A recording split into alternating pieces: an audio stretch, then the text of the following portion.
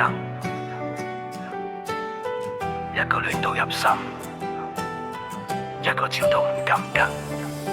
幸福嘅屋企，笑聲自然有份，唔使講好多，我已經夠溫。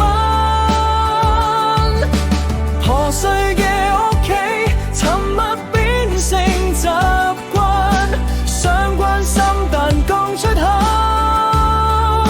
聲音都真。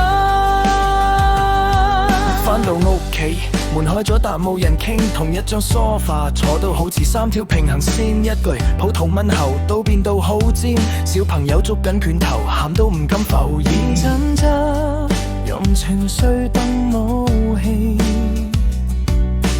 屋企定靜地冇得避。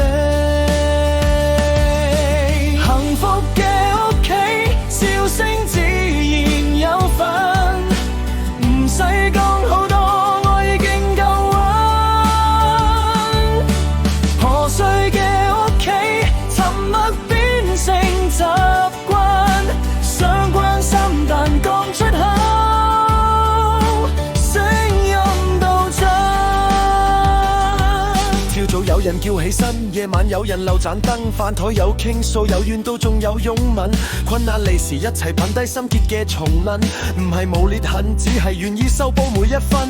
心有同頻，留在彎都冇失真，愛唔需太響，恨情已經暖身。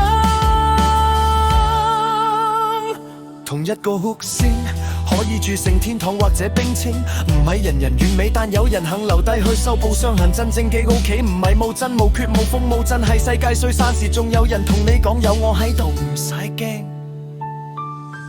破碎嘅家庭，曾經以為冇得分，行遠咗先知，原來人人都驚神。幸福嘅家庭，唔係命運特